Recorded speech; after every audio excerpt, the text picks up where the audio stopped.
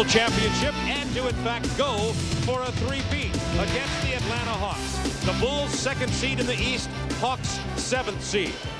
I don't remember any time in the NBA where a team that won 57 games, Central Division champions, two-time defending world champions, have heard more gloom and doom about their possibilities of repeating. If you read Chicago papers, and for that matter national papers, you wonder if the Bulls could even get past the first round, yet they're defending world champions. So Hubie Brown, I ask you, as the Bulls come in here, can they three-peat? What's wrong with them, or is anything wrong with them? I just think anytime that you have Michael Jordan, you won 57 games, you are the premier road team in the Eastern Conference, why not?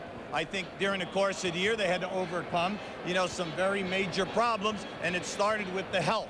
And you can see right here, Cartwright needs to play 30 minutes in the big games. Paxson relegated to the bench, surgery. All right, now Pippen, the ankle, questionable. Now the bench production, highly underrated or overrated, however you want to say it. It's down 12 points from a year ago, but B.J. Armstrong's in the starting lineup. Don't worry about that. But let's look down below at their difference in points. 5 points a game because the shooting is down and also the foul shooting. They played 33 games this year by 6 points or less. That's over a third, and they're only 17 and 16. The foul shooting, their front line, all 7 guys, 71% or lower. That is the problem that they've got to overcome. Now, the Atlanta Hawks, 7th seed, a mediocre season, 43 wins, but the Atlanta Hawks have played the Chicago Bulls very tough. As a matter of fact, in November 7th, in the ring ceremony game here in the stadium, Hawks beat the Bulls 2-2 on the season. Can they beat them in this series? I think the Hawks are extremely dangerous. The reason is naturally Dominique Wilkins and Kevin Willis. They must come in with big points as well as rebounding, and then give you 40 to 42 minutes staying out of foul trouble. Now, when they double team Willis, big man, Willis must find the perimeter people. It's going to put a lot of pressure on the Blaylocks, the Augment, Pharrell, Snoopy Graham. Can they come in and shoot a high percentage? But once again, the pressure is up front, Willis and Wilkins. Well, if you like the NBA, you got to love the playoffs in Chicago Stadium with 2 of the greatest scorers in the history of the game. Jordan and the Bulls, Wilkins and the Hawks. We'll be back for the tip-off right after this. World Championship banners on Madison Street at Chicago Stadium. This series this year between the Atlanta Hawks and the defending world champions has been a beauty. At the ring ceremony games, Wilkins blocked Jordan from behind. Hawks win 199, surprising a lot of people. Hawks then went into a struggle, but came back in game 2 in December. Dominique Wilkins lived at the line, 23 out of 23, and the Hawks got him again, 123 to 114. In game 3, the Bulls came awake, 112 to 92. Trent Tucker had a great game. They're going to need him, by the way, from the perimeter in this series. And in game 4, the Hawks had a 17-point lead in Atlanta. They fell asleep, didn't execute well, and Scottie Pippen hit a 3 at the buzzer, and the season series is tied at 2 apiece. As you can see, it could easily have been 3-1 Atlanta Hawks. Now the Jeep Eagles starting matchups. Yeah, you have to like the Wilkins-Pippen. Both guys must stay out of foul trouble. Pippen will put a lot of pressure on Wilkins in the open floor, and then Grant and Willis. Major work underneath. They must stay out of foul trouble. Bobby Weiss, who played with these Chicago Bulls back in the late 60s, early 70s. He was a very tenacious defender. There is Phil Jackson, former player also with the New York Knicks. Phil Jackson with 2 championship rings. And this game is ready to get underway. Michael Jordan won the scoring title again this year with a 32.6 average. The 2nd leading scorer in the NBA, Dominique Wilkins, at 29-9. Numbers 1 and 2 in scoring in this game. Mookie Blaylock came to Atlanta from New Jersey. Prior to the season, he has answered their questions at the point guard. Stacey Augmon will be playing Jordan tonight, and vice versa. On the drive, offensive foul. That's a tough play. Stacey Augmon has averaged 16 points a game versus Chicago. He's a young player. This is his first playoffs, and naturally you don't want to see him pick up a charge because he sliced and he had Michael beat. Scottie Pippen being defended by Willis. Bulls with 10 seconds to shoot. Here comes Pippen off a double screen. Now 5 seconds. Jordan from the corner. 2-0 Chicago. this end of the floor, it's going to be interesting to watch the Hawks. Excellent ball movement that time. Pippen with a foul. You can see the Hawks reverse the ball back to the top of the circle and use their center contact to get it to the weak side. They make your defense commit on their first move to the right side of the floor, then they swing opposite because Wilkins loves the left side of the floor. Dominique Wilkins, 83% free throw shooter, went to the line 627 times this year during the regular season. Well, he's in the top 5 in the league, averaging over 8 a game. It's tied at 2. Expecting a scoring duel between Wilkins and Jordan. Big thing tonight for the Hawks. You must take care of your defensive board.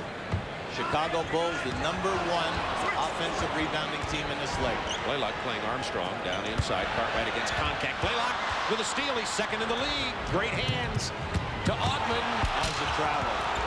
That was a travel. Excellent pass that time by Blaylock. This is where the Hawks can hurt the Bulls with Augmon and Blaylock in the open floor. Cartwright's jumper. 4-4. Blaylock has really arrived as a point guard. Excellent in assist, 8.5 a game. Second in the league in steals, and he loves to deliver the ball. That time to Dominique. Comes up short, tied at 4. Look how long. One-hand catch off the glass and to the poster reel. He just clapped for himself a little bit running back. Why not? That was a great catch. And how about the bank shot? Wilkins answers. It's still tied at 6. Get ready for his excitement tonight. It's so great to watch Wilkins and Jordan. Not to mention some other decent players. Grant against Willis. Good matchup here.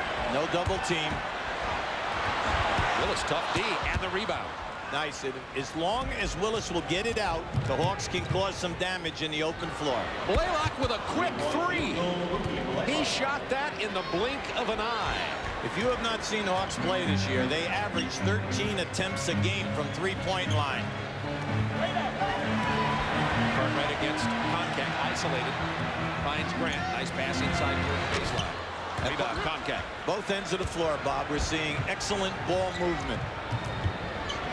Stacey Augmon being defended by Jordan. Armstrong, not an excellent defensive player. Could have problems with Blaylock tonight. Inside, Kevin Willis got to hit that short jump hook. That's his game. He can even get in closer to the lane, Bob. Just take another dribble, and he'll be right inside in front of the hoop. They're not double teaming early, so they're trying to play him man-to-man. Hawks by 3. Cartwright. Turn around. He has 4 points early. You've got to shut Billy down. You know, you cannot let him keep taking contact 6 feet from the basket. If you double team him early, he'll kick out. You must make them change their routine. Augmon kicks it out to Concact. This is from long range. There's Willis. Willis had 25 rebounds in a game against Cleveland recently. The thing with Kevin is just when you get the rebounds, Kevin, just take your time, kick the ball out, reset, and run. Because you're getting nice shots here outside of Wilkins because he's been contested very strongly twice by Pippen. 17 on the shot clock. Blaylock down inside to Dominique. Strange looking shot 2 times from Wilkins tonight. See, this is right here. Now Pippen going. Now you have a mismatch with Blaylock. Now his man should be open. Jordan pulls up from 19. Oh, he's got it tonight. Bulls regain the lead. 10-9. Jordan 3 for 4 from the floor. High screen and roll. Nice pass. And nice reverse by Kevin Willis, and the Hawks reclaim the lead. Beautiful pass by Mookie Blaylock, and then Kevin Willis having the presence of mind to come up underneath on the other side to shed the defender off the rim. Pippen off the Cartwright screen from 17. The coaching plans here are working. And everyone is really working hard defensively here, but the offense is looking good in the early going. Bulls 6 out of 8 from the floor. Wilkins, after Pippen drops the bucket. 13-12. Stacey Augmon, offensive foul. Dominique Wilkins, called respect. None called. Bounce pass from Grant to Cartwright. 14-13 Chicago. It's all right. That time they caught them without the rotation. They tried to double team big man. Cartwright right to the front of the rim. Smart basketball. Wilkins got inside of Pippen and is fouled by Horace Grant. Dominique, the man of many moves. That was a old pro getting down inside, using the head fake, get the man in the air, and a screen and roll on this side of the floor for the Hawks. As Mookie Blaylock comes off, he makes an excellent pass. Now, keep an eye on Billy Cartwright, who is the rotation man. Now, you're going to see it here. Now, Grant does not step up. He allows Blaylock to turn the corner. Not too good. Now, as Cartwright makes his move, you're going to see Willis come up underneath and shed the other people right there. Smart move. Excellent execution. Wilkins headed to the free throw line. The Bulls shooting 78%. The Hawks 56%. There have been 6 lead changes in this game already. And it is tied at 14. Now this guy right now on the foul line, he's a premier foul shooter. You're talking 83%. And during his entire career, Dominique could go to the line and shoots a consistent 82 to 83. He's 4 for 4 already tonight. 15-14 Hawks, 6:48 to go. First quarter from Chicago Stadium. The Bulls in defense of their 2-time world championship quest, looking for the three-peat. Now that time they came down the floor, it was not a zone press. It was a man-to-man, just to get them to waste a little time. We're inside of 7 seconds. Willis now. There's the double team on Cartwright. Gets it to Pippen. Nice play by Dominique. Outlet from Concac. Wilkins with a layup. Now that's news. Right. It looked like he paused. He paused in midair right there. Good thing I waited. I had him jamming it already. Nice outlet by Concac. Grant from long range hits the jumper. Horace Grant with his first basket of the night. Dominique Wilkins, by the way, has 10 points early to lead all scorers. Michael Jordan with 6. During the season, Jordan has outdueled and outscored. Wilkins has outscored Jordan. The Hawks love to run baseline motion with either Wilkins or Willis coming to the ball. Now they're in a 2-man set. Grant isolated, as you see.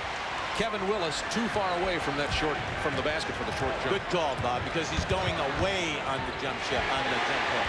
B.J. Armstrong, the NBA leader in threes, hit a 2 there. He stepped on the line. B.J.'s had a sensational season. Number 1 in threes, shooting a high percentage, 50% from the field. Offensive foul, Kevin Willis.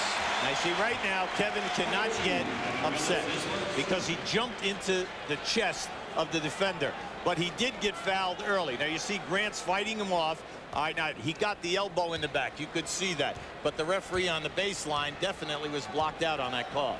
Bulls by 1. 5:16 to go first quarter. Cartwright. Blaylock stepping down to go for the ball. Concac got a piece of it. Out of bounds off Chicago. Atlanta ball.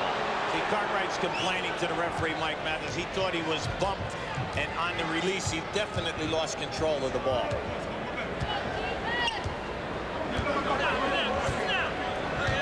Blaylock defended by Armstrong, looking for Wilkins against Pippen. Up and up. Beautiful. Big rebound there by Horace Grant. Yeah, that was a beautiful move by Wilkins. Jordan misses the 3. Willis kept it alive. Run down by Grant. Concac with a foul. Pippen misses the lay-in. He'll go to the line. See, this is the area that we tried to emphasize once this game began, and that is that we have the #1 offensive rebounding team in the league, in the Bulls. You must protect your defensive board, because when they get that second shot, when you're talking guys like Jordan, Pippen, and Grant, they're going to get you in foul trouble. Pippen at the free throw line this year, one of those up front players, shooting under 70% for the Bulls. He's shooting 66% from the line.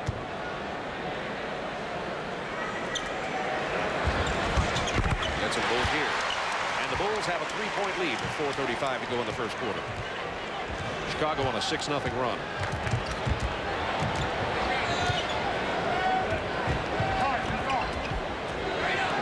Hawks are milking Willis down on that block early. You see bad spacing. So you got bad spacing here because he was double teamed and one man was playing two on the other side. Jordan's pull-up jumper goes down. Bulls by 5. That's an 8-0 run. He's in some flow. Bobby Weiss wants a timeout. Excellent call. Right now, you do not want to allow this building to get into the game. Call a timeout. Shut him down.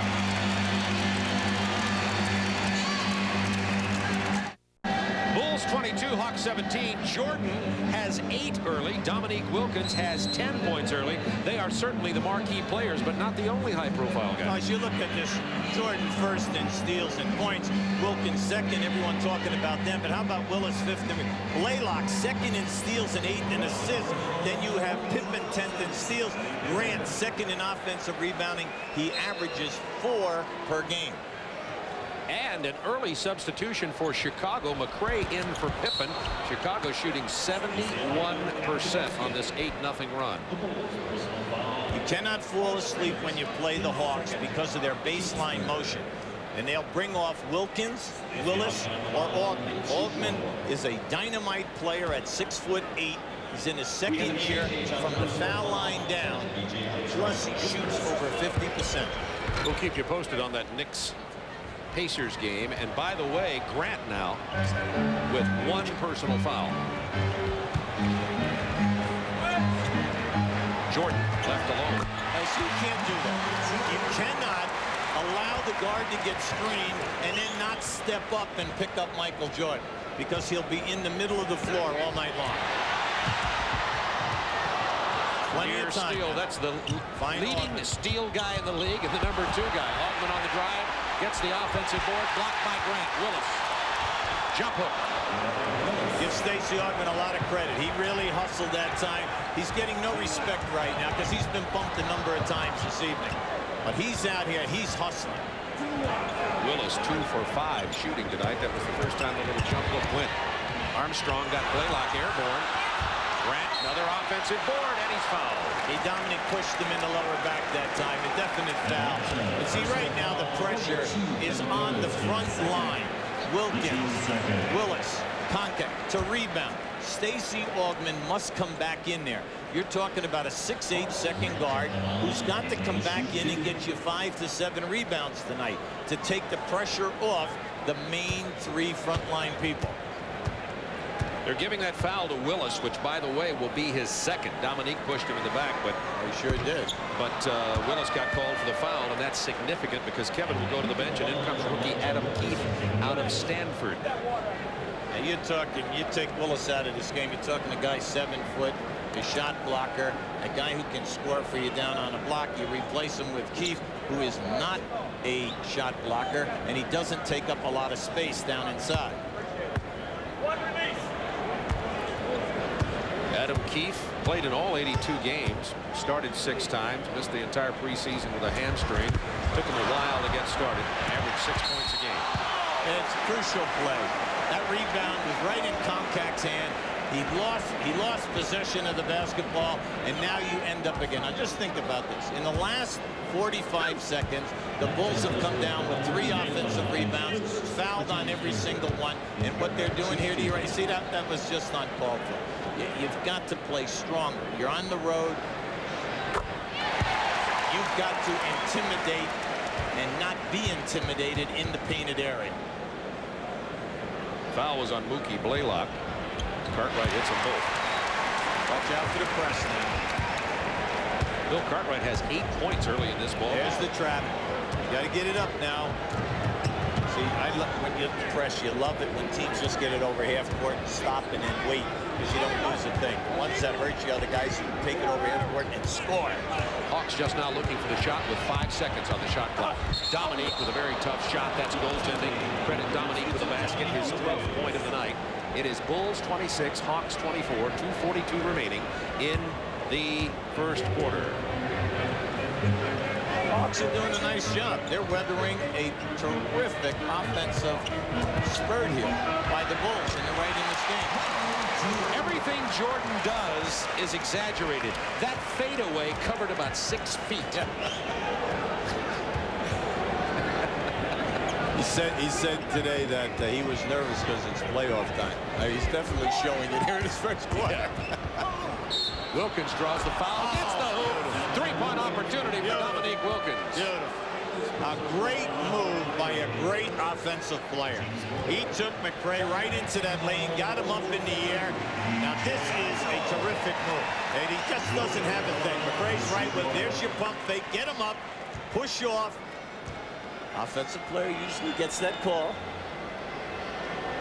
Remember, Wilkins has outscored Jordan in the season series with Chicago and Atlanta. Right now the Bulls by 2 minutes to go in the first quarter. Dominique Wilkins has 14 points.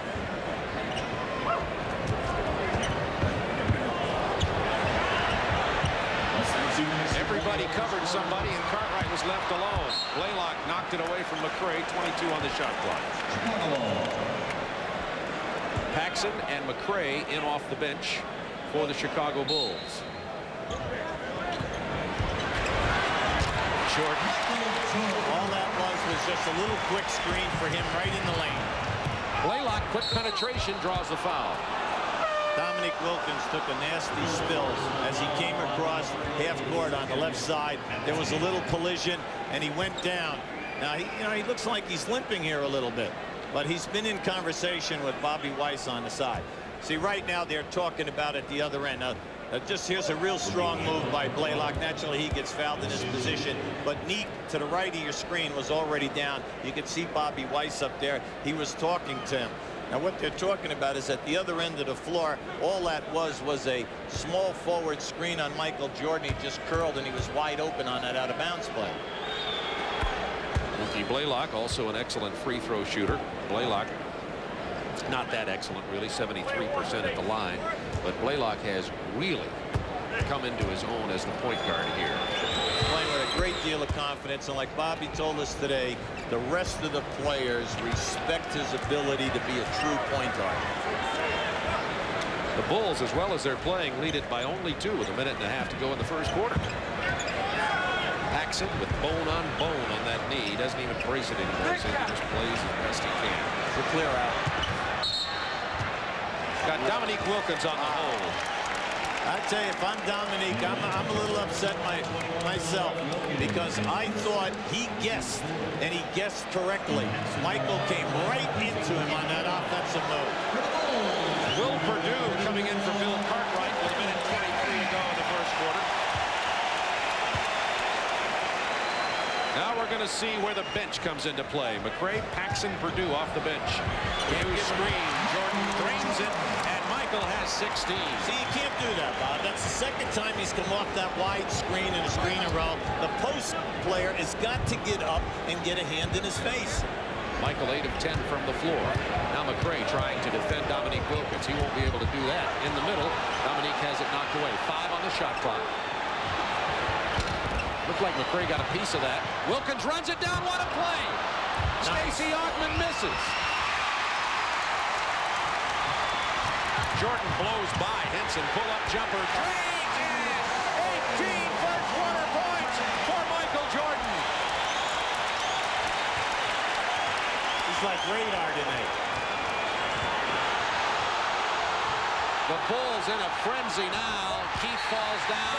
Chicago ball. This crowd is into this game. Jordan has hit 6 shots in a row. Hey, Bobby's trying to remain calm on the side, but when you put your second unit in and they still have Jordan in the ball game, each possession is magnified. You cannot turn it over. You must get the ball to your key guys out there and get off a high percentage shot. Jordan misses finally after hitting 6 in a row. Contact traveled. 3 on 2. Augmon off to a bad start. Perdue with the rebound. Plenty of seconds here. Paxson's fade away. Yes, at the buzzer.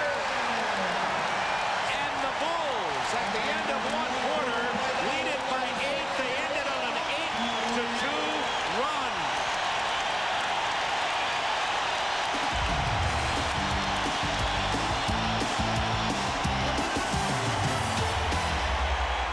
Round 1, the Bulls defense of their title. They lead it by 8 after the first 12 minutes of action. The Bulls 36-28. Wilkins with 14 points. He's on pace for 56 tonight. Jordan on track for a 72-point performance. Yeah, we look at that first quarter, Bob. The difference, Chicago, 4 offensive rebounds, 10 points. And then the Bulls are shooting 70%, 16 for 23. Little half-court trap here now. Trent Tucker in for Chicago. Scottie Pippen, the pull-up jumper. Over Dominique Wilkins. A 10-point Bulls bulge. Keefe, Steve, Henson, Snoop Graham, Randy Brewer, and Wilkins in there for Atlanta right now. People talk about the deficiencies of the Bulls bench. It's stronger than Atlanta's.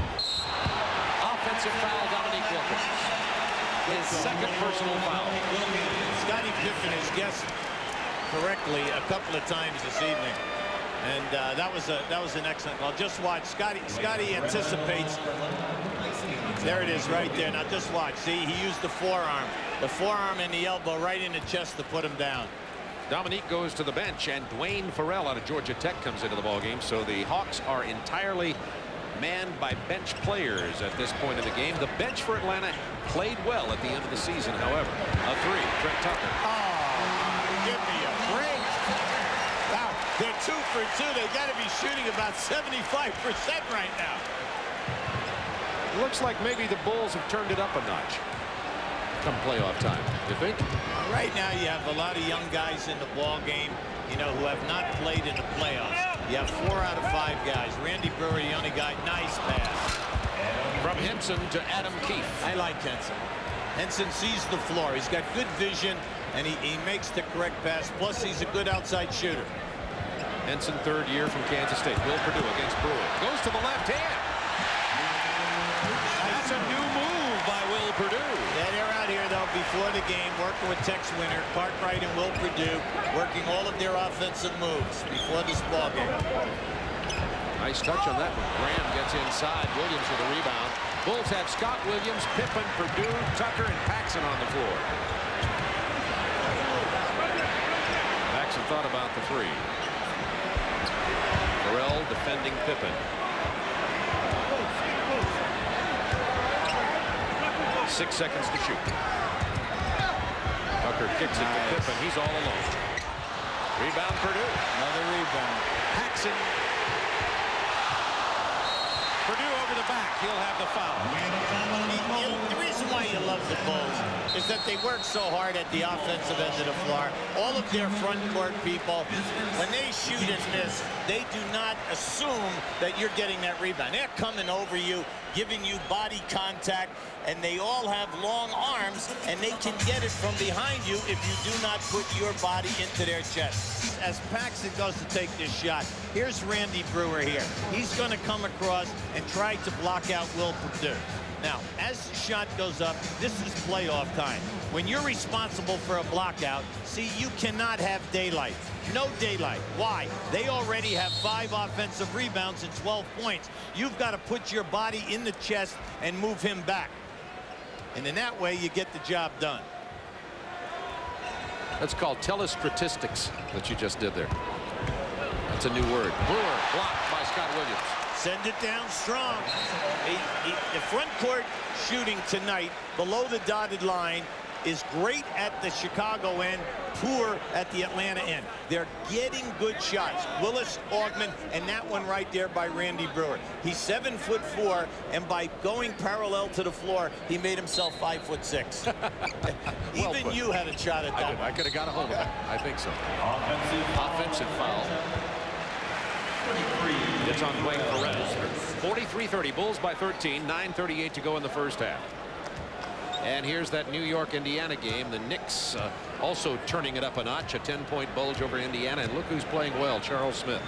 See, Bobby Weiss is a problem here. This unit's on the floor, and they're not getting any shots, Bob. Brewer with the foul. Too many turnovers for the guys in red. Yeah, who's going to take the shots there? You know, Adam Keefe had a big offensive game the other night, but he's not exactly an offensive power. Nice. Stripped away. Farrell had got a hand on it. Here comes Steve Henson. Second unit by the Bulls. Very strong defensive retreating and matching up.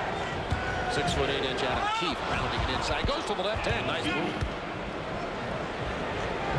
Keefe has had an increasingly more productive season. He's definitely getting better and better as the season goes along. Well, they need he or Purdue too. I mean, he and Brewer to establish something down inside. Purdue gets it to Trent Tucker. He misses. Purdue comes back now to Pippen. Purdue looking good here tonight. Nice pass. Paxson. That's a two. Beautiful ball movement, Bob. They're making the extra pass, and the guys are wide open. They're open by 6 to 8 feet. Bulls trapping all pick and rolls. 8 on the shot clock. Nice play by Farrell, knifing through the lane, avoiding the block attempt by Purdue. It's an 11-point Bulls lead. So with Wilkins on the bench, Farrell must get some points for them at that small forward position. Purdue from 18 feet. You love it. See, that was a down screen away. Randy Brewer is arguing with the guy who's screening him. I mean, you got to get through that screen. Purdue 2 for 2, 4 points, 3 rebounds. He's strong off the bench tonight. Cartwright sat down with 8 points. He came in and gave him a good start. So 12 points out of the center position for the Bulls so far. Hinson for 3. Scott Williams. Intercepted by Hinson. What a play. Williams stayed back, picked up the loose ball.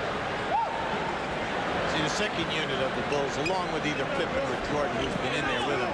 Excellent ball movement, beautiful spacing, and they're getting high percentage shots. No double team. Jump ball. Not a jump ball. It was Randy Brewer, the 7'4" Brewer, blocking the 7-foot-tall Will Purdue. We're going to get Willis and Blaylock back in this ball game for Atlanta. And just watch the ball movement. You see, they're extending the defense. And that nice head fake, that forced a switch, opening up Paxson. And we have to keep saying they're shooting over 65%. The Bulls are making a mockery of low field goal percentage because it's pressure time. 47-34 Chicago.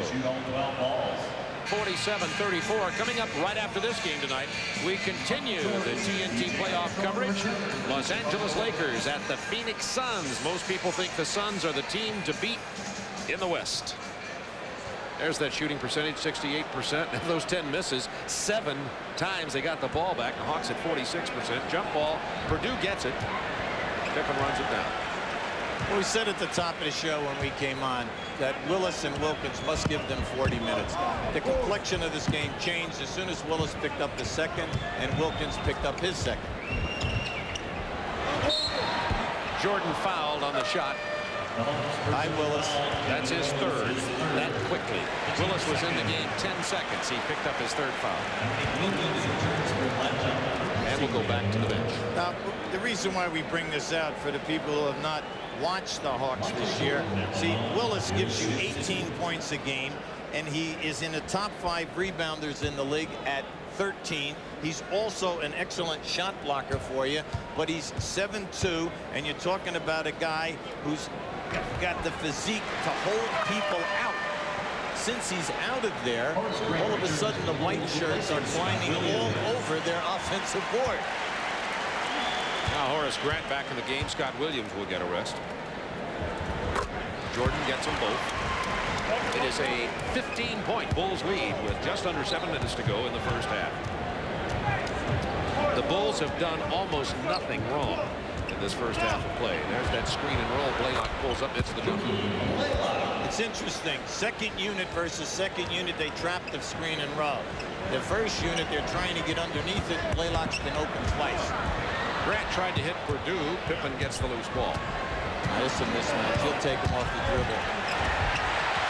Purdue with a rebound, and he's fouled. He'll go to the line.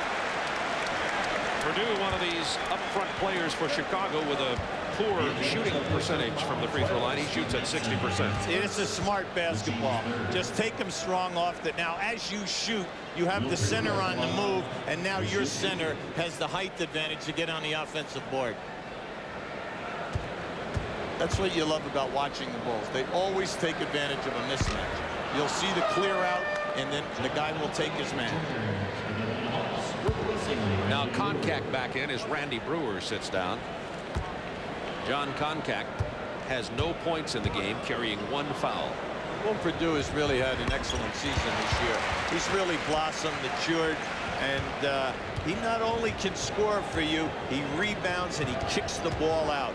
He gets that fast break started. Here's that screen roll. You see, now they gave a fake trap. Oh, nice look by Blaylock. Farrell was not ready for it. Now, you see, they both cringed. Now, you know, you hate to say, well, who gets the turnover? Mookie Blaylock. But we all know that if Farrell would have been moving to the ball, he had a layup. Bulls by 14, 6:10 remaining in the first half. They're still hanging around here nice and tough. But the Bulls are not going to continue to shoot over 65%. There's the double team on Jordan. Open man. Oh, my. That was a pass. Sure it was. Henson runs it down. Are you vying for agency here? What are you trying to do? Farrell has it rejected by Horace Grant. That's the 3rd rejection that we've seen on a layup.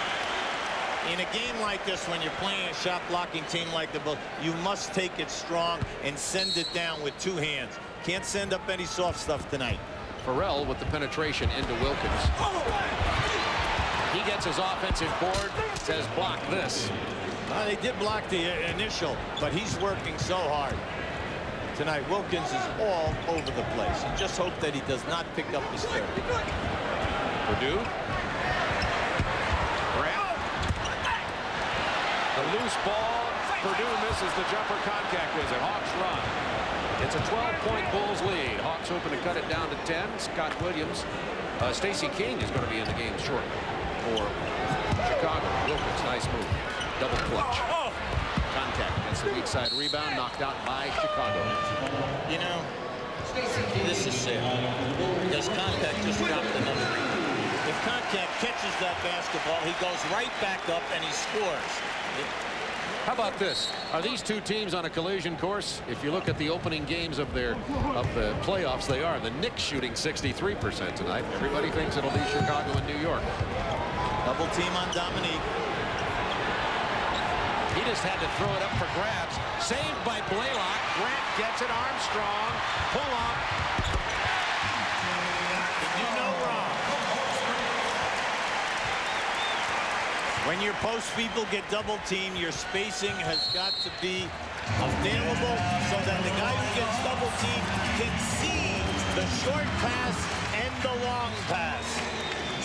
Atlanta with 7 turnovers. The Bulls with only 3. Chicago leading it by 14. We'd like to show you why Dominique Wilkins ended up with a turnover. Right now, you have 2 defensive players on Dominique. All right, now you have a 3rd player cutting off the outlet, Mookie Blaylock. Now look at this. 2 offensive guys standing so 1 guy can pick them up. This guy, Michael Jordan, also has a man. That is bad fundamental basketball. You must have your triangle spacing because anytime people get double teamed, they must have a short and long pass on an outlet. Stacey Augmon playing against Jordan. Spins into the lane. And the foul on Jordan. At the conclusion of tonight's game, Hubie Brown and I will be selecting the Budweiser player of the game. There's a chance it could be Michael Jordan. Wilkins blows past Pippen, gets him airborne, then double clutch. Pippen, nice defense, caused Dominique to travel. He's such a tough cover, okay? Now you can see that. He made a strong move, gave a pump fake, and Scottie Pippen stayed on the ground. Now remember, last year, first time, Scottie Pippen, first team, all defensive forwards. Blaylock got that block. It's going to be Chicago ball. Mike Mathis overruled the call and says no. He's got a foul. He's got a foul. Overruling Steve Javie. They're having a little argument about it. Discussion would be more like it. Nolan Fine, the 3rd official. I think he's got a foul here. Loose ball. Right, in the lower back. He had it all the way. I'll just keep an eye on this down in here. There it is right there. Horace Grant with a push-off. Mike Mathis right on the ball. Grant's 2nd personal foul. Good call by Mathis. See it on the right side of your screen. He had that all the way, Bob. Augmon, clear out, blow past Jordan, pull up. Rebound Jordan, knocks Koncak down. Lob ahead. Nice. One touch, King. Fouled by Adam Keefe. Beautiful pass by Michael Jordan. Always get the ball up ahead and force the defense. Then Scottie Pippen. Now just watch Michael. Michael looks up, he sees it, he makes the pass, and then unselfish play. Beautiful move by Scottie Pippen. Strong move right here by King.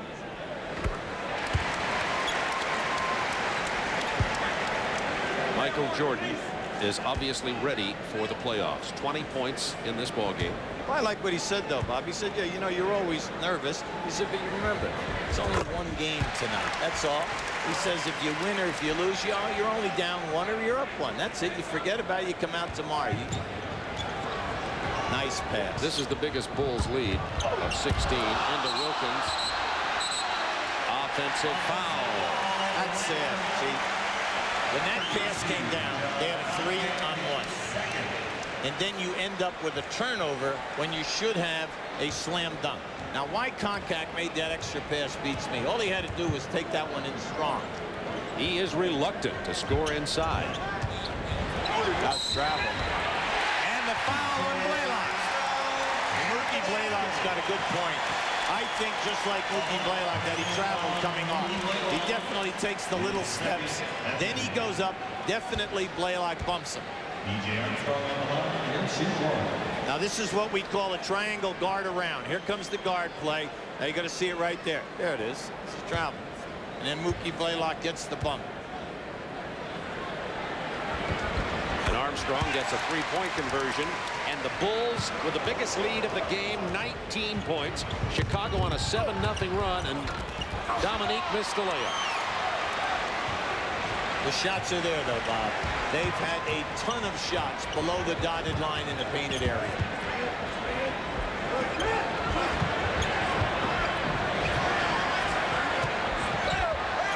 Jordan in the no-look to Grant. Stolen by Keefe. Blaylock for three.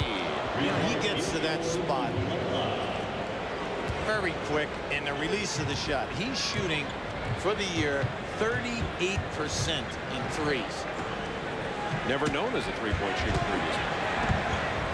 Grant's one touch to B.J. Armstrong. Blaylock got there. It's Atlanta ball. Fortunately for the Hawks, they stopped playing volleyball and knocked it out off the white shirts. Blaylock at the point has 10 points tonight, looking for Keith down on the block against Grant. Jump hook. No offensive boards.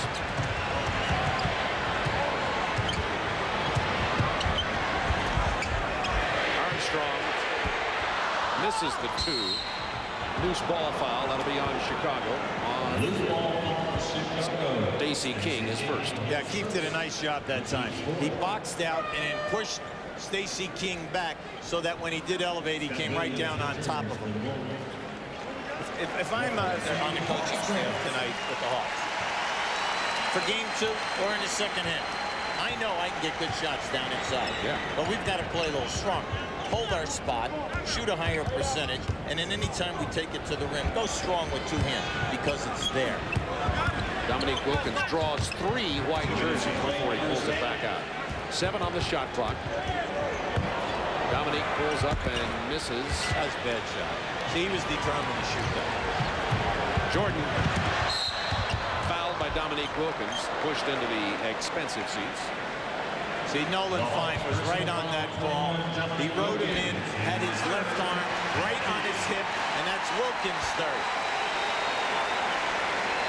Chicago Stadium, where the Bulls begin their defense of the World Championship. Bob Neal, Hubie Brown with you. It was a close game at the beginning, then 2 early fouls. 2 on Willis, 2 on Wilkins, and the nature of the game turned.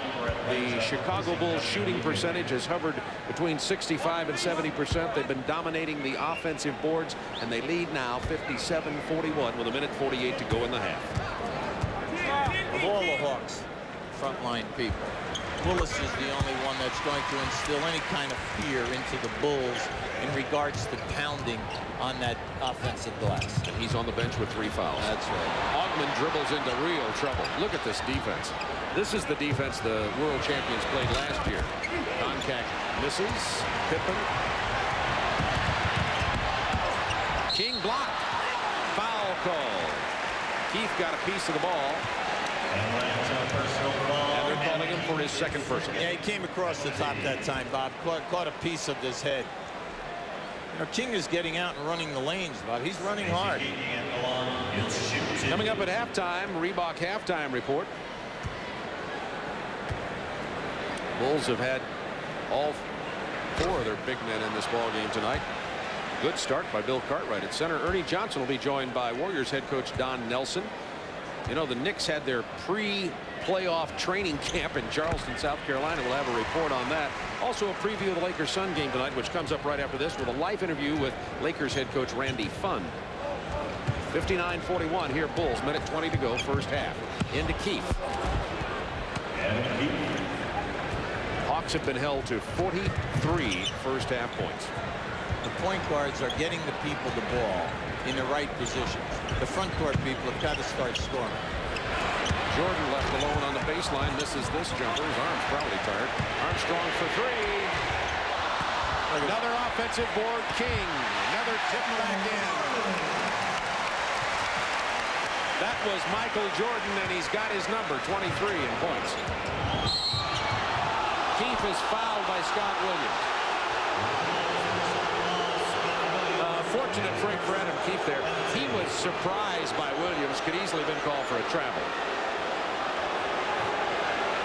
The story of the first half, the fouls to Willis and Wilkins, and then the dominant offensive rebounding by the Chicago Bulls.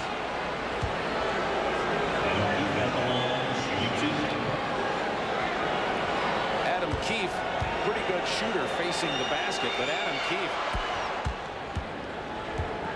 is only a fair free throw shooter at 70%.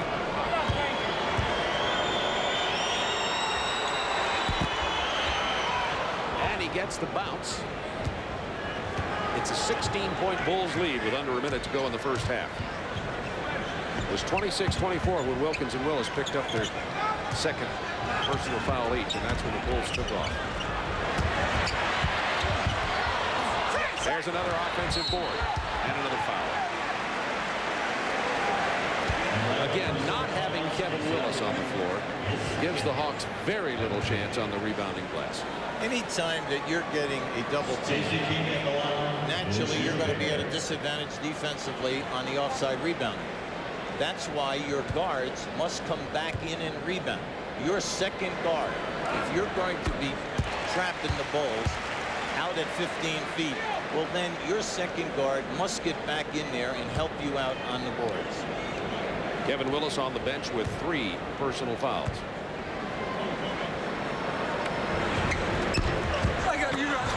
Michael said today we've been practicing. Practices have been very heated.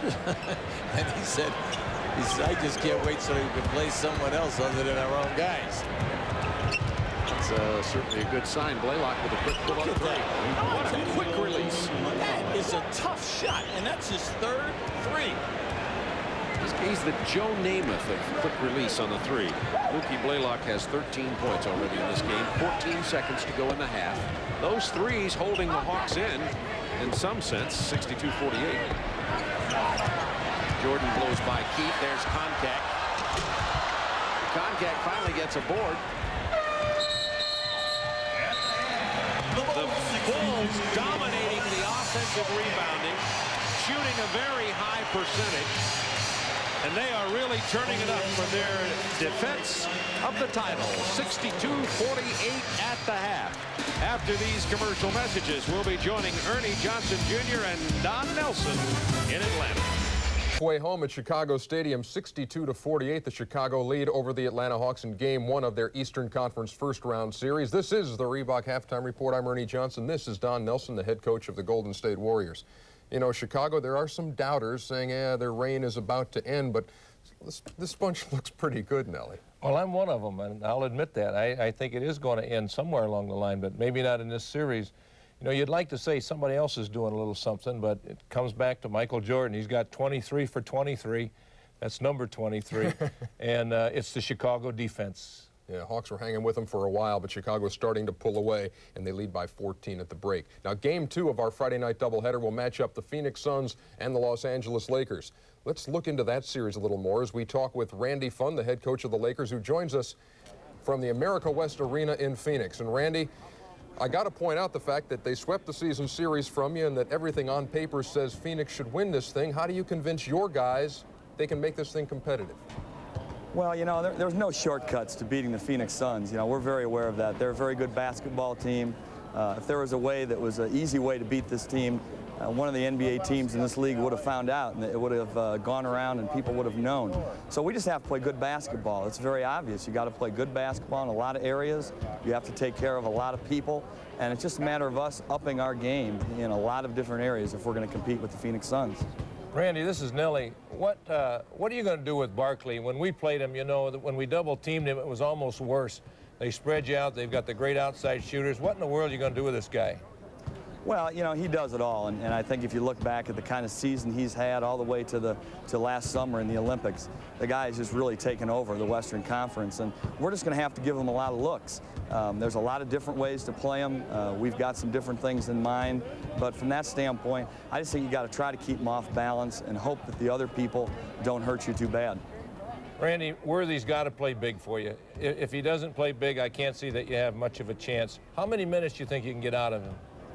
Well, I don't think there's any doubt we'll shorten up the rotations. That's something that we've done here with this team over the years. When we won championships, a lot of times we'd shorten the rotation to 7 guys when we got deep into the playoffs. So we'll try to shorten it up and get effective minutes out of James. We'll just have to see how the game goes. But James Worthy, AC Green, Vlade Divac will have to play big minutes for us to be successful against this team.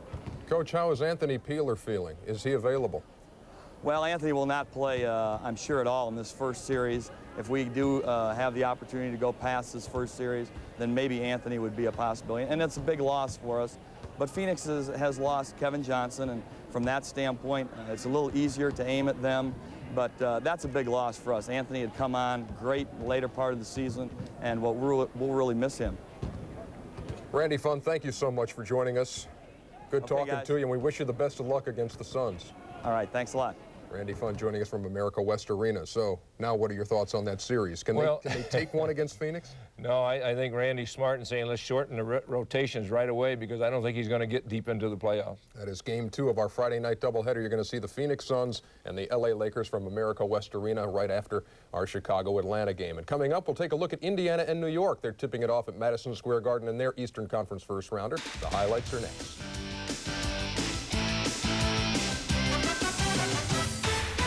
At the half, 62-48 over the Atlanta Hawks. Coach Don Nelson back with us. What did you do in the playoffs to get your guys ready, to get them focused? You ever take any of these trips and get away from it all? I've tried everything. The main thing that you want to do is to get total concentration mentally and physically. You don't want to worry about taking the garbage out. You don't want to worry about the press. You want to get somewhere isolated where it's just you and your ball club. I ought to try that. I'm tired of taking the trash out, too. Pat Riley's one of those guys who is a firm believer in getting away from it all. And it's not for R&R, but Charleston, South Carolina has been his choice last playoffs and this playoffs. You don't hear the cabbies honking their horns. You hear the horses' hooves on the cobblestone in quaint Charleston, South Carolina. First shots of the Civil War were fired in this city, and the Knicks prepare for battle in Charleston. They were there last Monday, stayed through Wednesday, and in between 4 intense practices as the Knicks readied for the Pacers. And you're going into the most important part of your season. I think you should go somewhere and regroup and renew and reaffirm exactly what your goals are. You know, if there wasn't time, we wouldn't do it, but we do have time to do it, and I think a couple of days down here really refocuses us in on what we have to do. Well, it's way different in New York City. I think there's somewhere to come relax, and it's the South, and, you know, not knocking it, you know, it got a lot going on down here. But, you know, we come down just for business and practice and go back to our room and get ready and really concentrate on the Pacers. One thing that happens during the regular season is you come in with all your plays and everything, and then you run them, you get better, but you slack down, you slack off on a couple of key things, and this is a great opportunity for us to sharpen up on some of the things that we want to do in the playoffs. I'm very aware of the history here, but no, we have not come down here and searched out any of the relics of the past, you know. But maybe there is something about Charleston and the fact that we have a warlike mentality. You know, maybe it was just sort of something that that came with the territory. We're not enjoying the seaside climate, I can tell you that. He's General Patton. I mean, he's a guy who he likes war. He likes the history of it all, and he uses that to kind of teach us. And I guess we're his little soldiers. His little soldiers aren't doing too badly. Pat Riley picking the right place in Charleston because his guys are out of the gate quickly tonight. Patrick Ewing with the block. Here comes that little soldier, Doc Rivers. Going to find a big soldier, Charles Oakley, who throws it down. Now, Rick Smits tries to answer. Nelly, how do you get this thing to go in? I don't know, but I made one like this in the 7th game that won the World Championship for us. You ought to get 2.5 for that. I don't think that one's going to win the world title, but shoot, it was worth showing. Oakley and Ewing right here. What a nice look to number 33, who throws it down. But a moment of concern for the New York faithful because Patrick going up to try to block Sam Mitchell and hits the deck at Madison Square Garden. Went to the side for a while, did return to the game. And New York is enjoying a 60-46 lead over the Pacers. They are at the break, and we will be right back.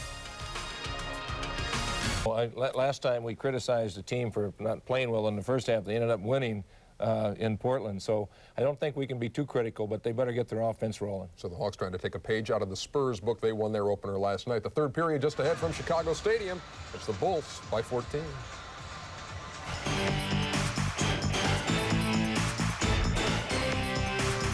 The Reebok Halftime Report has been brought to you by Reebok, who reminds you that on Planet Reebok, there are...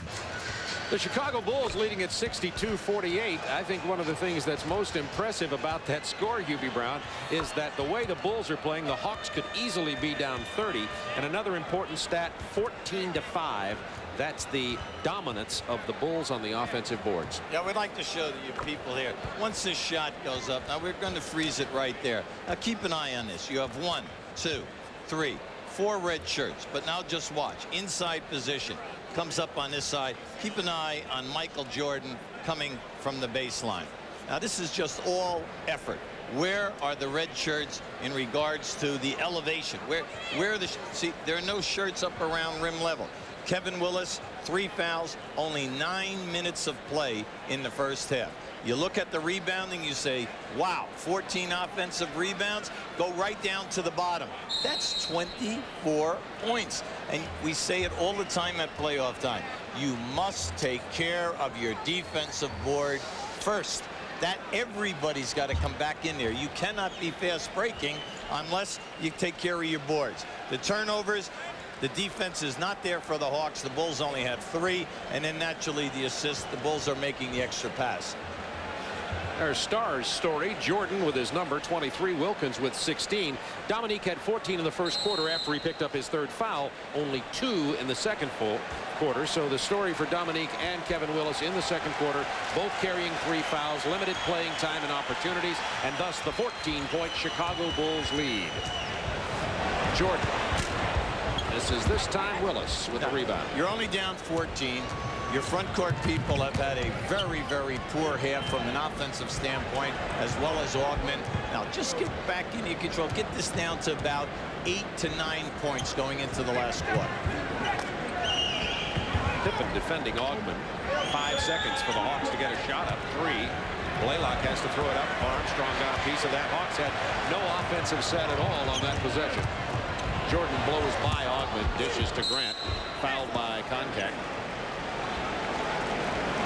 Anytime that Atlanta releases a long shot, the defender is taking off and putting pressure. That time Michael missed Armstrong. He was wide open down underneath the basket. See, this you got to do something about this. See, that opens Cartwright up every time. And Cartwright can kill you there. Cartwright now has 10 points in this ball game, and he's only played 11 minutes. Augmon hard to the hoop. Can't get it to fall, but he will go to the free throw line. See, I like his tenacity. I like his tenacity, Bob. He's really after it. He's going strong all night. He's coming in at halftime with an, you know, he's exasperated. He's 2 for 7. All right, he makes another strong move, and that was a late whistle. That was a late whistle. Stacey Augmon from UNLV, known in college for his outstanding defensive play.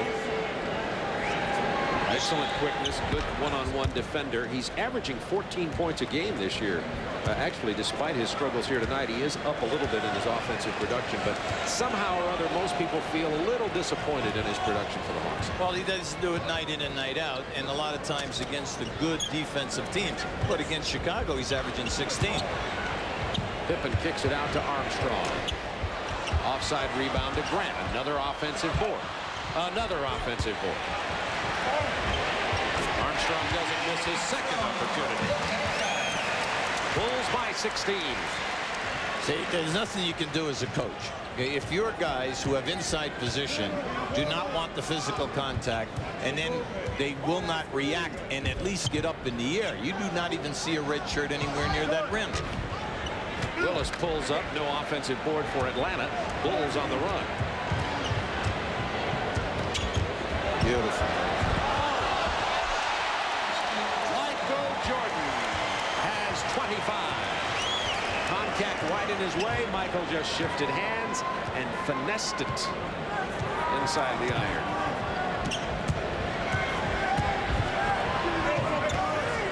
Bulls playing tough half-court defense. 5 seconds to shoot. Willis is going to have to take that one. No offensive board again. Bulls on the run again. Look out. Strong. Nice. See, he's been open. Anytime the shot is going up, they're putting a lot of pressure on Atlanta's guards. They're catching him in the no-man land. Armstrong takes off long.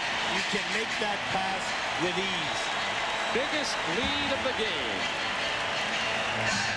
70-50. Keep an eye on Michael Jordan as he takes his handoff from Pippen. Watch the stagger dribble first. Watch it. He gets by his man. Now the shifting of the hands. Beautiful. Just beautiful. Bulls by 20. Out rebounding the Hawks in the third quarter, 5-1. Atlanta 0 for 3. Bulls 4 for 7. Bulls on an 8-2 run. That's a 3, making an 11-2 run, and B.J. Armstrong has 14 points. Chicago says, a lot of people said, will the Bulls be able to turn it up come the playoffs? Remember, the first playoff game last year against the Knicks, the Bulls got beat here at Chicago Stadium. Traveling on Wilkins. Right now, they have them so frustrated. The offense is not flowing. The good ball movement that we saw in that first quarter, non-existent. Everything now, the ball gets to you, it stops one-on-one play. You can't beat the Bulls 1 against 5. Keefe in for contact for Atlanta. 8:38 to go in the quarter. Cartwright quick turnaround of the wrist. Big Bill looks good this evening. And his legs look alive. You know, that's been, of course, the worry as he's missed so many games this year. But he looks healthy. Blaylock, quick release. And drains it. His perimeter shooting has been one of the few highlights for Atlanta. 15 points. Jordan blows by Augmon. Augmon got a piece of it. Offensive rebound. Cartwright. See, Bobby Weiss has made a move here. He has Keefe in the game for contact. Keefe played 13 minutes in that first half and only had 1 rebound. So, you know, he's exasperated. He's just pulling the strings, hoping that he can find somebody who will get underneath and bang. Grant's jump hook doesn't go down. Willis had position. Jordan stole the rebound that time. Oh, yes. Knifing pass to Pippen. Timeout, Hawks. Great pass, Michael Jordan.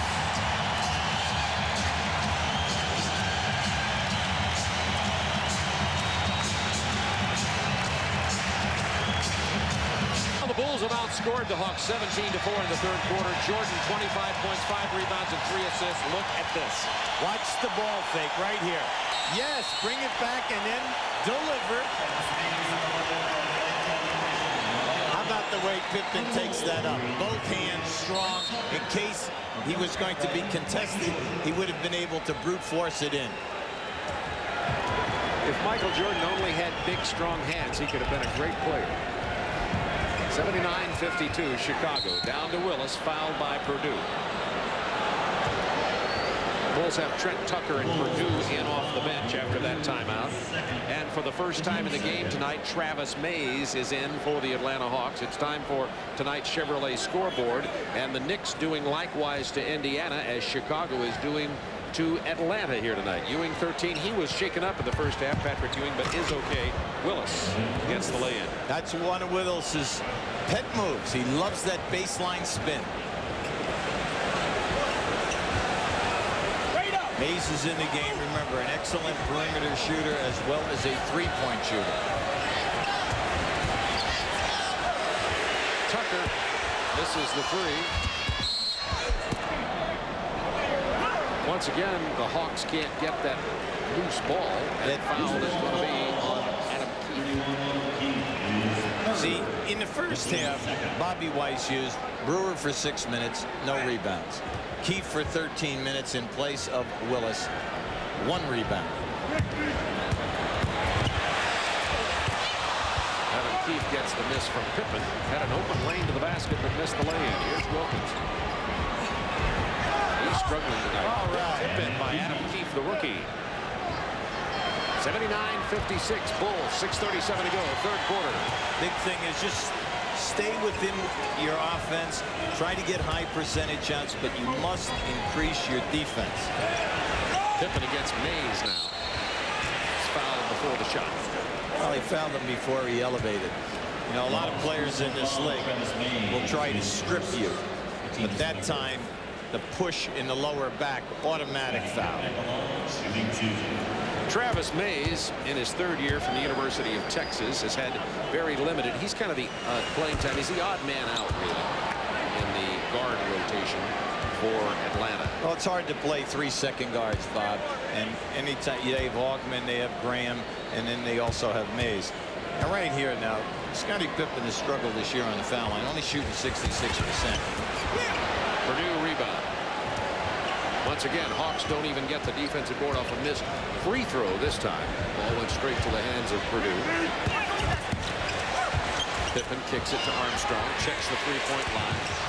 Willis with the board. See, the Bulls are doing a terrific job in spotting up on the other side of the floor behind the three-point line. Blaylock misses this one. Tucker with the rebound. Coming up after this game now, we have the Lakers at the Phoenix Suns. Ron Thule and Dick Versace will have that game for you as we continue our playoff coverage here on TNT.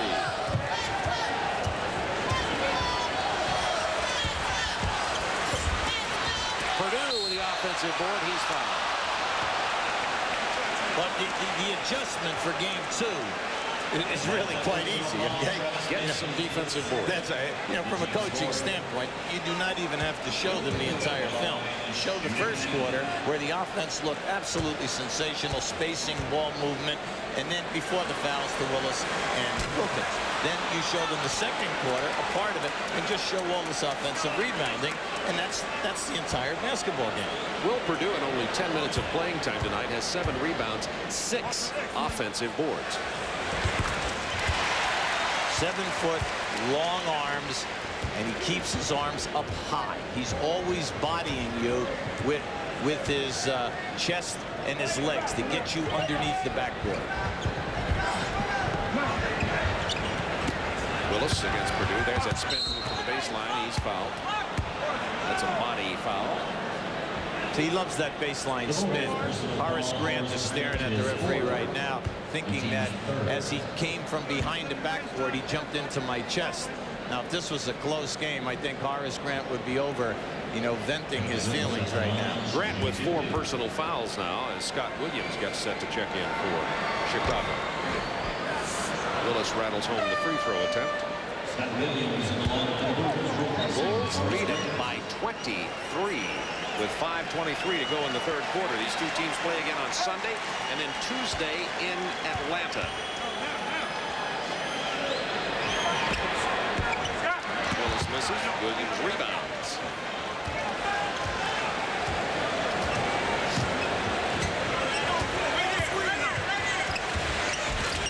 Pippen short arms it. Willis. Nice. Couldn't get it. Purdue kept it alive. Then the nice pass. And once again, offensive board domination by Chicago. We say it so often that it's probably a broken record, but it is the story of this game. Beautiful pass by Trent Tucker. For Willis, spinning inside. There's that double team. Got there in time. Scott Williams came over to protect the baseline. Bulls contest all shots as you're going to the rim. No doubt about it. That's why they're one of the premier defensive teams in this league for the last 5 years. Nice pass inside to Williams. Big jam for Scott Williams. Good interior passing from the Hawks. The Bulls big man, and it's 84-57.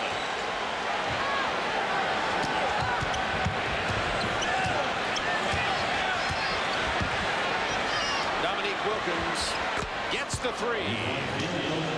The New York Knicks are really handling Indiana tonight. Most people think the Knicks and the Bulls would be on a collision course for the Eastern title. We're going to show you some bonus coverage of the Knicks and the Pacers coming up in a couple minutes. They're playing at Madison Square Garden. Williams, the Bulls can do no wrong. All the front court people are all having a great game. Cartwright, Purdue, and then Scott Williams just putting it together. Playing, oh, there, yeah, that was an elbow back. Knocked Purdue right down on the floor. 4 fouls on Willis. And let's go back to Ernie Johnson in Atlanta. All right, thank you, Bob Neal. You're witnessing the running of the Bulls in Chicago. Let's update you on the Knicks. And there you see him playing the Pacers at the Garden. Let's turn it over to Al Trautwig and John Andres. Madison Square Garden alive as the Knicks take a 16-point lead over the Indiana Pacers. It started as a 10-point lead in the first, up as high as 13 in the second, as high as 20 in the third, and now 14 points as the Knicks lead the Indiana Pacers as they have throughout. John Starks well off. Reggie Miller is there, met by LaSalle Thompson. George McLeod, quick look for Vern Fleming, and that's the kind of movement and vision on the floor that has been totally missing from Indiana's game tonight. Well, they spread that offense out so well accidentally, and the ball moved beautifully for them.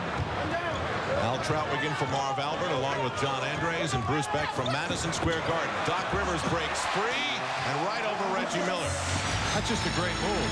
I mean, he goes in with the right hand, his shooting hand, then realizes he's got to go left because of the defensive obstacle in front of him, and he does it perfectly. On a night when Patrick Ewing has not been able to exploit Rick Smits with only 13 points, Charles Smith has delivered 21.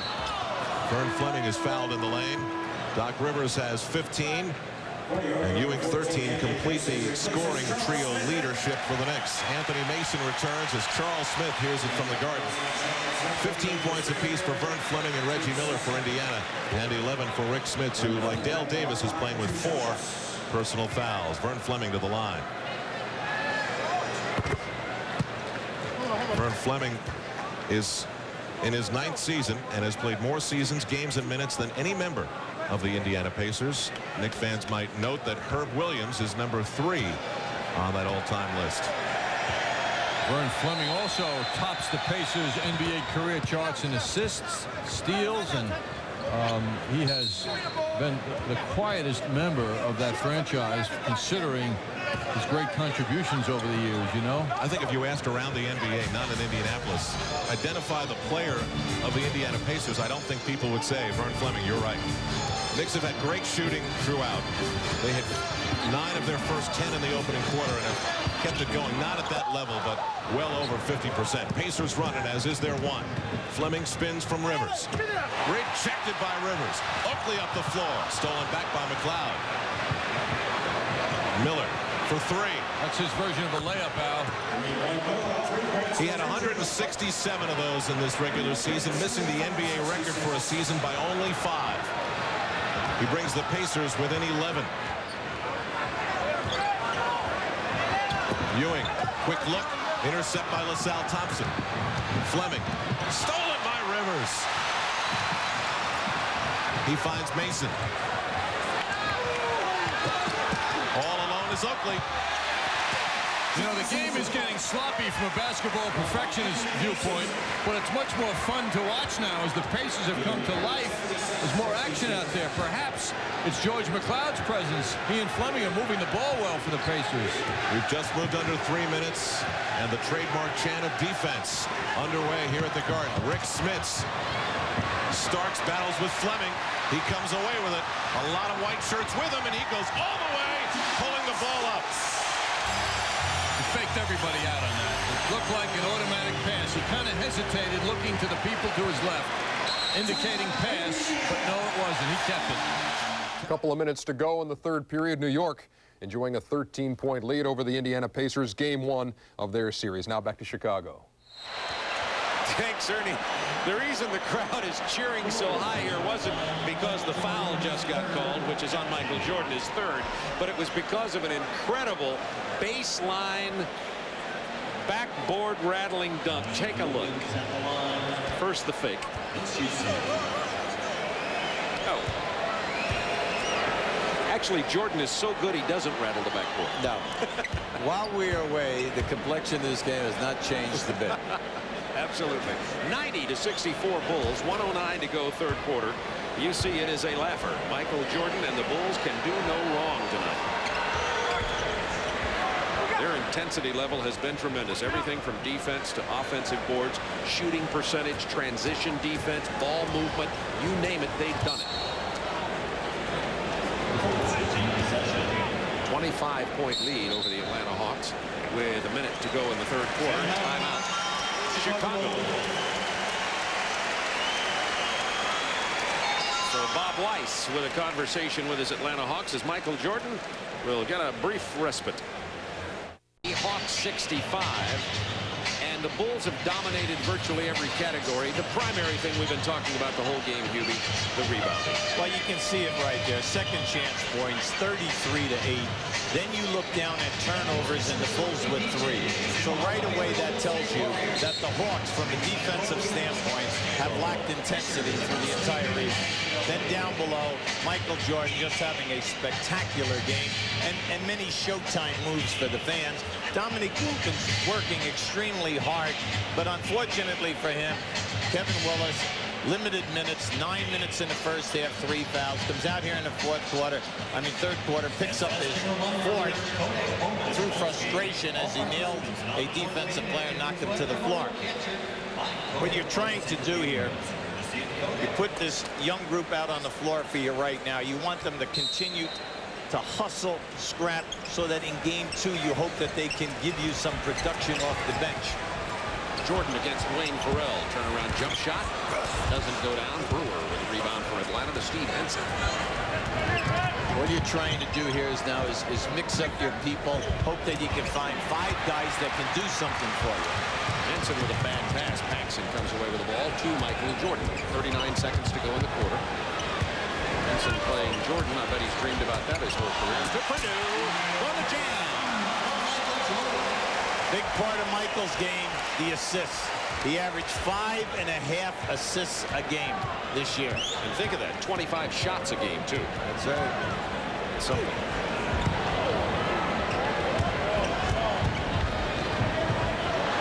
Henson off his foot. 5 on the shot clock. Throws up the prayer. 8 seconds to go in the quarter. Hawks really struggling now. Jordan leaning, draining, smiling.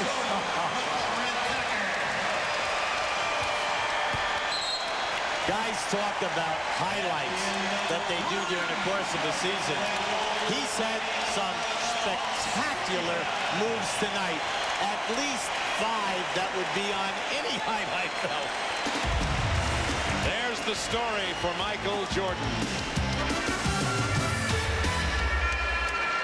Fans by the Bulls outscoring the Hawks 33-17 in the third quarter.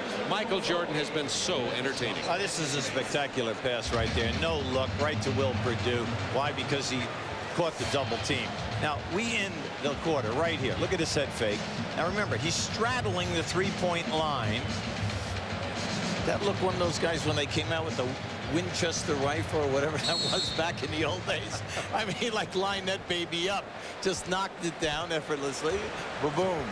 Michael Jordan, the leading scorer in the NBA this year, 32-6 a game, has 32 in this one with 12 minutes to go. Keefe against Scott Williams. Williams with a foul.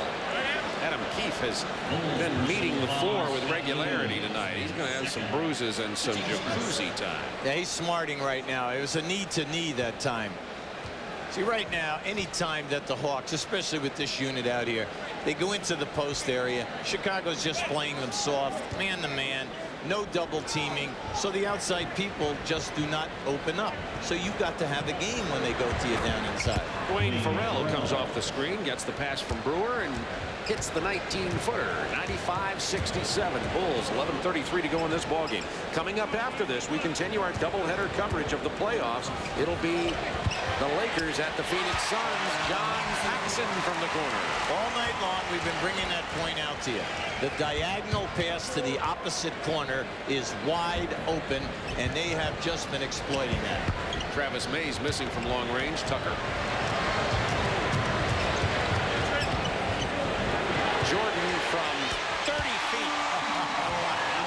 He wasn't even near the three-point line. Did he say he was nervous? Is that what he said? I think that's what he said. I am nervous. You know, he just opened a new restaurant in Chicago, too. He's been busy with that this week. That's why he's been so distracted tonight, I'm sure. Brewer tries a jump shot. Jordan, of course, with the rebound.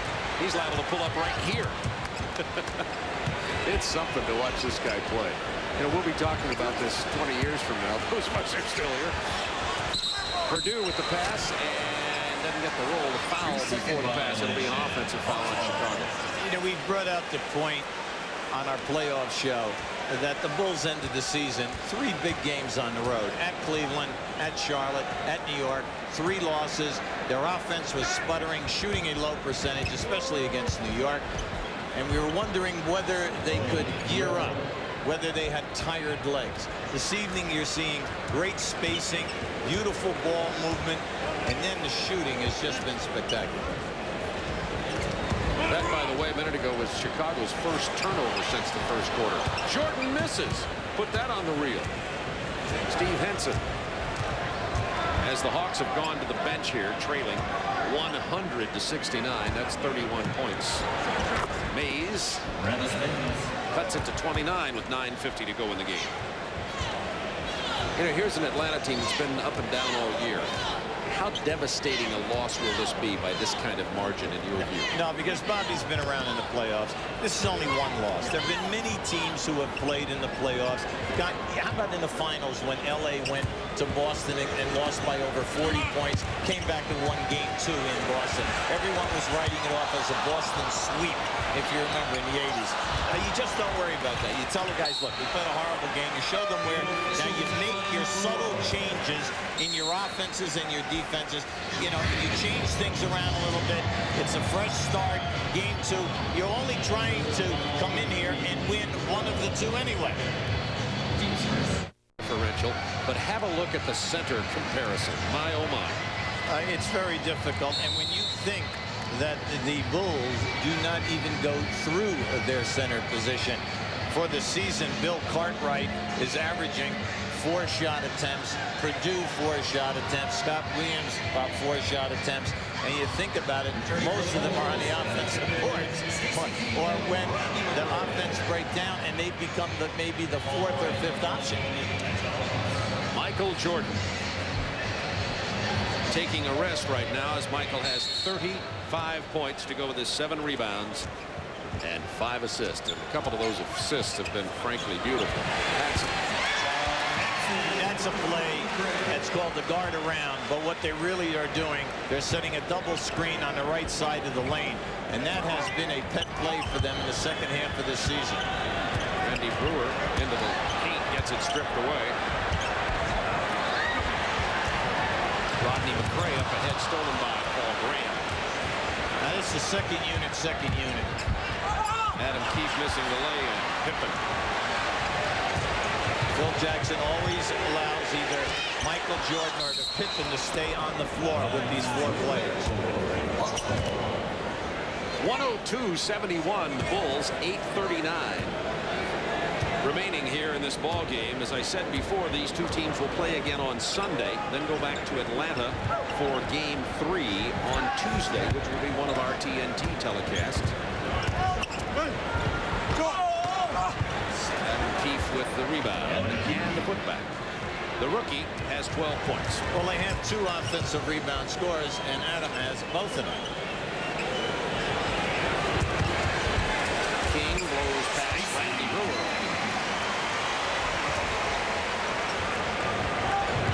Farrell can't handle it. The defense has been so soft for the Hawks tonight. Once we got past that first quarter, sure, the Bulls shot a very high percentage, but in quarters 2, 3, and now in 4, if you just take them off the dribble, no double teaming, you don't even have to make the extra pass. Just take the ball strong to the basket. It was 26-24 with Kevin Willis and Dominique Wilkins picked up their second personal foul each, and since that score, it's been all Chicago.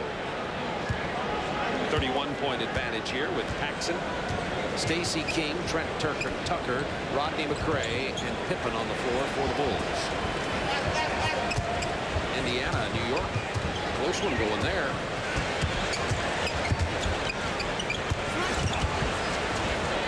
The Knicks had a sizable lead in that game. The Pacers have cut into it. That's at Madison Square Garden. Big is strong. Nice strong load.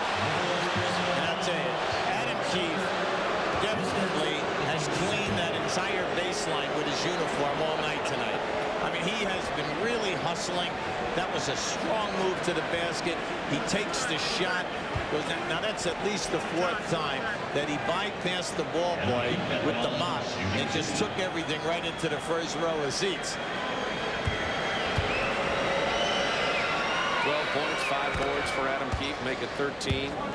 Adam Keefe missed most of training camp. As you look at Dominique Wilkins on the bench, missed most of training camp and got off to a very slow start. He was the Hawks' #1 draft choice, and has been heavily criticized, frankly. People have said, you know, was he really a #1? Should you have taken him that high? Should you have taken Harold Miner?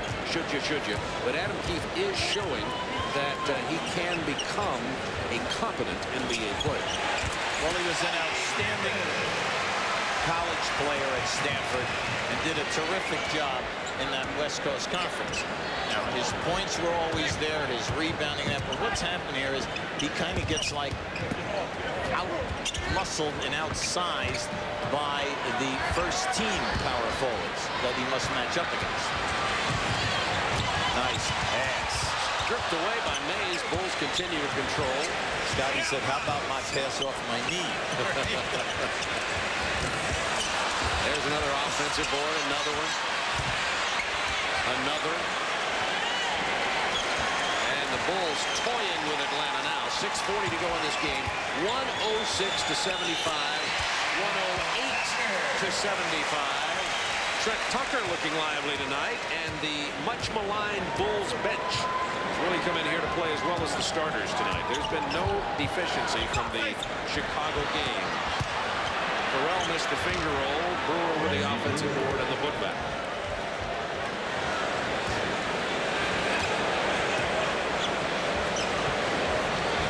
We understand that Charles Oakley has been ejected from that New York game with 2 technical fouls. Ernie Johnson will give us details on that. As a matter of fact, let's go to Ernie right now. Ernie, what's the story on Oakley and the Knicks?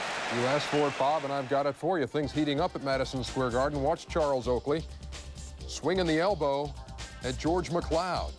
Didn't make any contact, but that was his 2nd technical foul of the game. Oakley ejected in the 4th period.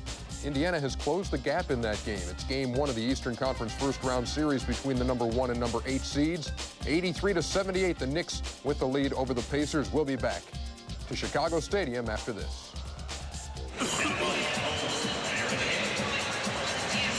And the Phoenix Suns, the team to beat in the West, take on the Lakers in game 1, round 1 of that Western Conference series. Ron Poole and Dick Versace will have you. Tomorrow, Gary Bender, Doug Collins will be in Cleveland for New Jersey and the Cavs, and Hubie and I will be flying to Houston. 108-77 here in Chicago. 6:03 to go. The Bulls have made a clear and definitive statement about lively legs, not tired, ability to play defense, offensive rebound, and in fact defend their crown here in this game tonight. Now remember, they're doing this to a team that they were 2-2 with this season. We're down in game 4 by 17 points in Atlanta in the last quarter. Pippen wins the game with a 3, or they would be 1-3 at the end of the season versus the Atlanta Hawks. 3 to shoot. Another offensive board till Henson stole it. Ahead to Graham.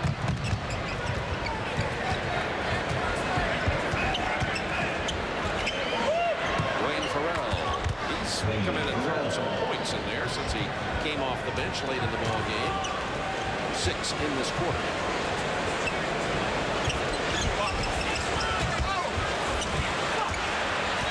Graham, Henson, and Travis Mays run. Pulls back. 108-79 Chicago. Coming up next, Phoenix entertains the Los Angeles Lakers. Most people think it's Phoenix, Seattle, and Houston as the 3 top picks in the West. Do you tend to agree with that? Well, I feel that that's, you know, they're the heavy favorites. 2 of those 3 should get to the Western Conference Final. But that's why we play the games. We have upsets because you cannot forecast injuries to key people. Now, that's what we mean right here. Now, here is an injury. Now, you hate to see this happen at any time. Now, right now, he's down. He's in a lot of pain. There was a collision. He got tangled up right as they crossed over half court, and he's down. Now, this young man is a major, major player for the Chicago Bulls. He's had a sensational season as a backup center as well as big forward. He plays 19 minutes a game. He gets them 6 points, plus he gets them 6 rebounds a game. And he's one of those kind of guys. He was not drafted coming out of the University of North Carolina. He came here for a guaranteed sum of money, so they offered it to him to get him into their training camp. And he just pushed aside many players here who had bigger reputations, long-term contracts, and more money. Look here at the Scott Williams injury, Hubie. Looks like he took 2 hits. Right. Now keep an eye right there. That's the first one, where now he will trip and fall. Now watch as Mays comes back. He steps right on the ankle right there. We're going to give you another angle so you can see it. Now remember, he's already going down. Now keep an eye on the step right on the ankle right there. And Williams with 6.8 rebounds and 3 blocks out of the game. We'll give you a report as to what we have when we find out about his condition. Let's go to Ernie Johnson in Atlanta. All right, thank you, Bob. More bonus coverage now from Madison Square Garden. The Knicks with a 9-point lead, about 5 minutes to play. Let's turn it back over to Al Trautwig and John Andres. Mason a foul. 5 minutes and 10 seconds remaining in the 4th quarter here at Madison Square Garden in New York. Al Trautwig in for Marv Albert, along with John Andres, Bruce Beck, and Walt Frazier. Pacers has cut the one-time Knick 19-point lead to 5. But now the Knicks have put together a mini run. John Starks' 3-pointer just a moment ago, giving him 14 points on the game. And the Knicks once again a 9-point lead. Pacers have played tough in this second half. Rick Smits and Patrick Ewing both with 4 fouls as they guard each other. This will be a foul on Doc Rivers of the Knicks. That'll be his 3rd. Doc Rivers is agreeing more with the officials' calls these days, Al, if you notice. Most of the season, Doc had a problem agreeing with the official when a foul would be called, but now he's very cooperative. I'm sure that's one of the things that came up in the Knicks pre-playoff camp in Charleston. Let's turn the other cheek. Unfortunately, that's something that Charles Oakley of the Knicks couldn't do tonight. Early technical in the first half, and then took a swipe to get George McLeod off his shoulders, resulting in an immediate second technical and an ejection just a few minutes ago. Charles's shirt was being grabbed in a rebounding situation, and the official didn't take note of it, and that's what he objected to, but he did it quite outwardly, and that's what drew the technical. Knicks have to work a little bit to get the ball in bounds. Starks and Anthony Mason. Mason, who does have dreams of running the point of a team someday, enjoys the moment where he gets to bring it up the floor. Doc Rivers pulls up over Schrempf. That's 17 for Doc Rivers. That's a highly developed move he has. Dribble, dribble, jump shot. Once again, Knicks by 10. Mason guarding Schrempf. He and Charles Smith have done a great job on Schrempf. Smith right now guarding Dale Davis.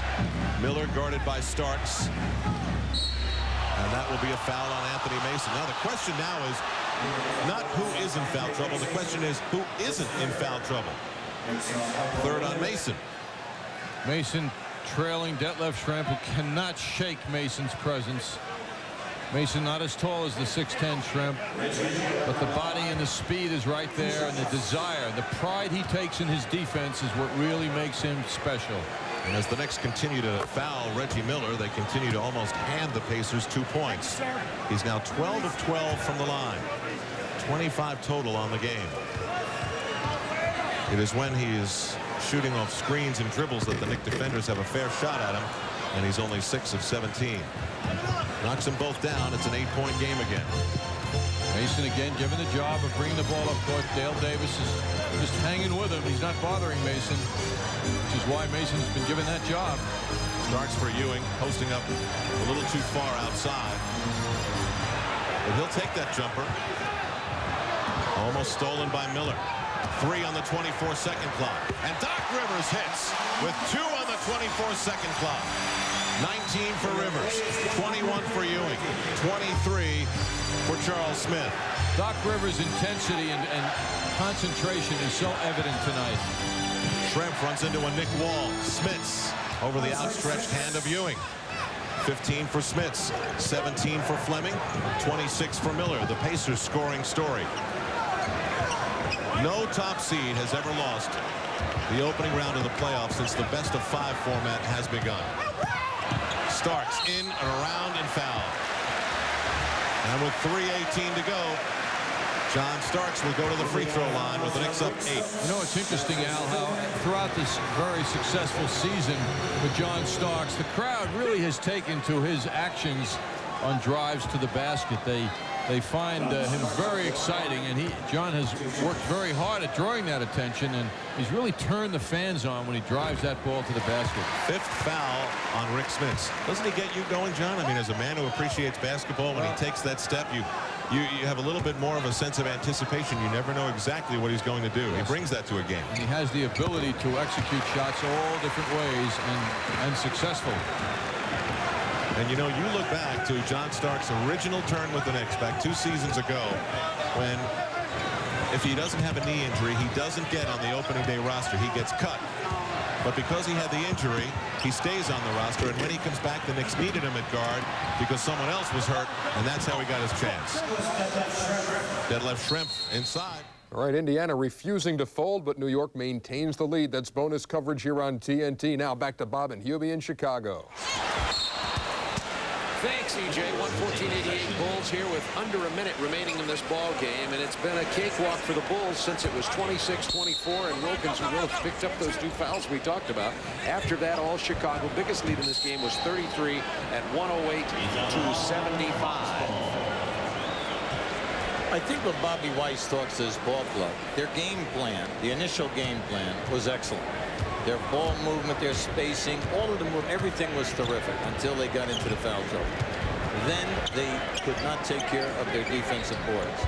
We all know that at playoff time, it's rebounding and defense, or defense and rebounding.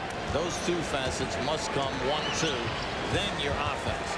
And hopefully, for Atlanta's sake, that they will be able to come out in game 2, establish manhood in that painted area. Hopefully that Willis will not be in foul trouble, Wilkins be on the floor to help them on the boards, and that the inside people will not be intimidated like they were this evening once they had one guy in foul trouble. Let's update you about Scott Williams. When we went away for our Knicks Pacers bonus coverage, Scott Williams had gone off the floor with an ankle injury. They put tape on it. He is on the sideline right now with the ice on his ankle. We have no idea to the severity of the injury. All we know is that he was hit twice when he went down. So the Scott Williams situation is something that will diffuse a little bit of the joy the Bulls have of getting this 114-90 win over the Atlanta Hawks. Biggest lead in the game was 33. And the Bulls start their defense of their title with a 114-90 win over the Atlanta Hawks. Our Budweiser player of the game is Michael Jordan, who had 35 points to go with his 7 rebounds, 5 assists. And Michael Jordan told Hubie Brown before the ball game, Michael, congratulations on the win here to get things started on defending and going for the three-peat. Hubie said when we first started this ball game, Michael's joined us at our table side now, said that you told him before the ball game, yeah, it's playoffs, I feel a little nervous. I was. Everyone gets nervous going into the playoffs. If you don't, then you certainly are not competitive. And I felt the team was a little nervous, which is a good sign because you're really anxious to get going. And I just ready to get out and play basketball. I've been waiting for a long period of time for this. Michael, everybody's been talking about the team with 57 wins. There's been more gloom and doom talked about a team that won the division championship, 57 wins, 2 world championships, heading into these playoffs. How is this team? Did you, in fact, rest a bit to get your team ready? Did your team rest a bit to get ready for the playoffs? I think this team has been very anxious to get back to the playoffs ever since we finished last year. We had a problem. We had to go through the 82-game season, and we went through that. Maybe a little lackluster or mentally draining, but I think we are pretty much motivated with being the underdog. It's not a bad position to be in. I think this team is willing to accept that and take some of the pressure off trying to do it for the 3rd time. Michael, were you surprised tonight by the ease of the dominance on your offensive boards? Yeah, we were very surprised, and I think the adjustments by Atlanta is going to be shown and probably seen the next game. We kind of took them by surprise with our active defense and the offensive rebounding that we did. But this team has got a lot of character, and they're going to bounce back on Sunday. How about Scotty Williams? How severe of an injury? Scotty, I think Scotty's going to be all right. You know he's very, very energetic. I didn't see the play, but knowing Scotty, he's from North Carolina, so I know he's going to come back. That Carolina blue underwear routine. You got it. He's going to be ready. Speaking of that, hold your arm up here just a second. This brace on your wrist, I don't want to over-dramatize this or anything, but you do have a sore wrist. It looked like you worked it out pretty well here tonight. Was this kind of an exercise for your wrist? Well, I got a little tendonitis in my wrist, and as many times as I can shoot, the more pain is going to hurt tomorrow. So after this ball game tonight, when Hubie and I head out to Michael Jordan's new restaurant, we just say we were just with Michael and he sent us over? Oh, certainly. Everything's on the house, as long as we win. I'd like to invite everybody in our TNT audience coming over on LaSalle Street, and we'll be there. Michael Jordan, once again, our Budweiser player of the game, 35 points tonight, and the Bulls start their defense of the title. You must be feeling pretty good about your club. I am. You can't get to the ultimate goal of a championship until you win the first one, and this is the first one. We got 14 more to go. You play again on Sunday. We'll see you on Tuesday down in Atlanta. Michael Jordan, our player of the game, and 35 points from Michael in this game tonight here at Chicago Stadium in the 114-90 win over the Hawks. Stay tuned. We got another game coming your way.